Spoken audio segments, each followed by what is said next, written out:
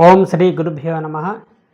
పూజ్య గురుదేవుల పాద పద్మములకు నమస్కరిస్తూ మన కాలంలో ఈ భగవద్గీత జ్ఞానాన్ని సరళమైన పద్యాల రూపంలో పండితులకే కాదు పామరులకు కూడా అర్థమయ్యే విధంగా మన కాలంలో తత్వాల ద్వారా ప్రచారం చేసిన వీరబ్రహ్మేంద్ర స్వామి అయితే, పద్యాల రూపంలో మన ముందుకు తీసుకొచ్చినటువంటి వారు యోగి వేమన. ఆయన మహాకవి, ప్రజాకవి. ఈయన కూడా వీరబ్రహ్మేంద్ర స్వామి లాగానే దేవుని పేరుతో, మతం పేరుతో, రకరకాల పూజల పేరుతో జరిగేటువంటి బాహ్య విషయాలను ఖండించాడు. దేవుణ్ణి ఖండించాల. ప్రతి పద్యంలోనూ ఒక అద్భుతమైనటువంటి అంతరార్థాన్ని చెప్పిపోయారు మనకు. అంత గొప్ప వ్యక్తి యోగి వేమన.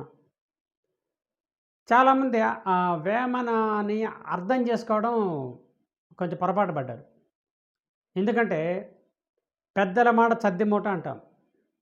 చద్దిమూట ఎందుకన్నావు అక్కడ? అదొక మూట విప్పితే లోపల ఏముందో అర్థమవుతుంది. వేమన పద్యాలు కూడా ఒక మూట లాంటివి.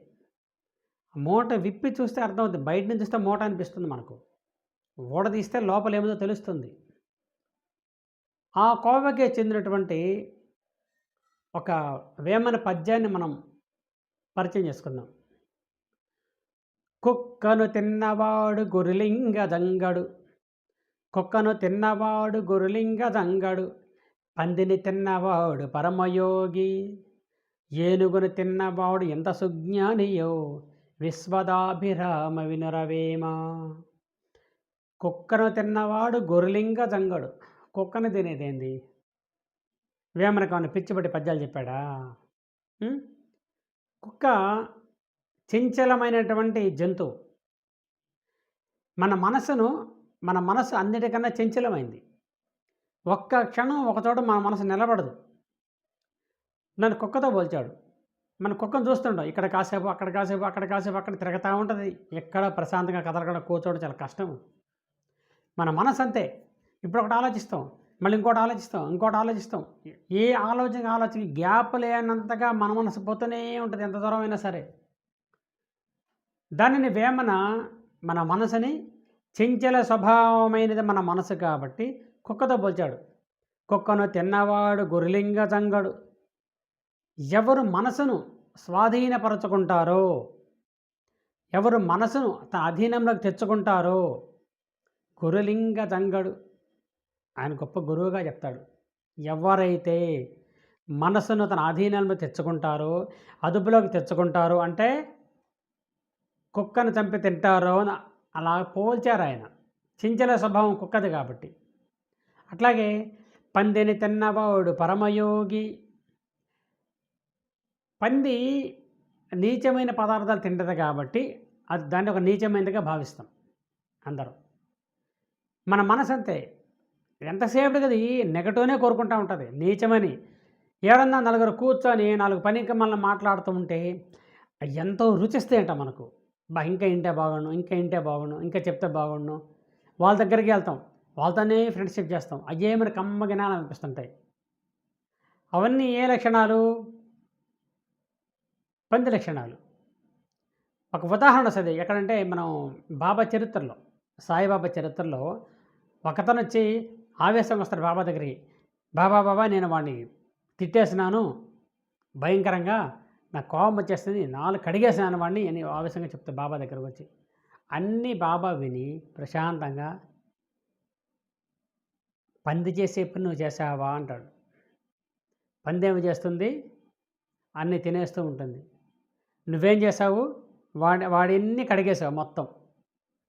వాడిలో ఏమి నెగటివ్ నువ్వు అనుకుంటున్నావో అందులో క్లీన్ చేసుకుంటూ వచ్చేసావు. నీకో పందికి తేడా ఏముందంటాడు. అంటే పంది సహజంగా ఆ నీచమైన స్వభావం కలిగినటువంటిది కాబట్టి, నీ మనసు కూడా నీచమైన స్వభావం అయింది కాబట్టి, ఆ నీచమైన స్వభావం నుంచి బయటికి రమ్మనే ఉద్దేశంతో పందిని తిన్నవాడు పరమయోగి, ఏనుగును తిన్నవాడు ఎంత సుజ్ఞానియో. ఏనుగు మనసు చంచలమైనది, నీచమైనది, మరియు దృఢమైనది, బలిష్టమైనది కూడా ఏనుగంత బలమైనది. ఒక పట్టాన మన మనసును బంధించగలమా? పెద్ద పెద్ద వాళ్ళు, విశ్వామిత్ర లాంటి పెద్ద పెద్ద వాళ్ళే వేల సంవత్సరాలు తపస్సు చేసేసి చిన్న చిన్న విషయాలకి పడిపోయారు, ఆ మనసును బంధించలేక. ఇంకా చాలామంది అడ్డాలు తిరిగే మనస్సును అదుపు చేయలేక గడ్డాల బెతుకు తిరుగుతూ ఉంటారు వాళ్ళు. మనసును అదుపు చేయాలంటే ఎక్కడ అడవులెంబడికో ఎక్కడికి పోవలేదు. నీ మనసు స్వభావం పరిశీలించడం మొదలు పెడితే అదుపు చేసుకోవచ్చు. చిన్న లాజిక్ తెలియక ఎక్కడెక్కడో తిరుగుతూ ఉంటారు వాళ్ళు. కానీ ఒకటి, అంత తేలికైన విషయం అయితే కాదు. ఏనుగు మహాబలిష్టమైనటువంటిది, చిన్నది కాదు ఏనుగు. మరి దాన్ని కూడా బంధించాలి కదా. దాన్ని బంధించడం ఎవరు కావాలి? మావటి కావాలి.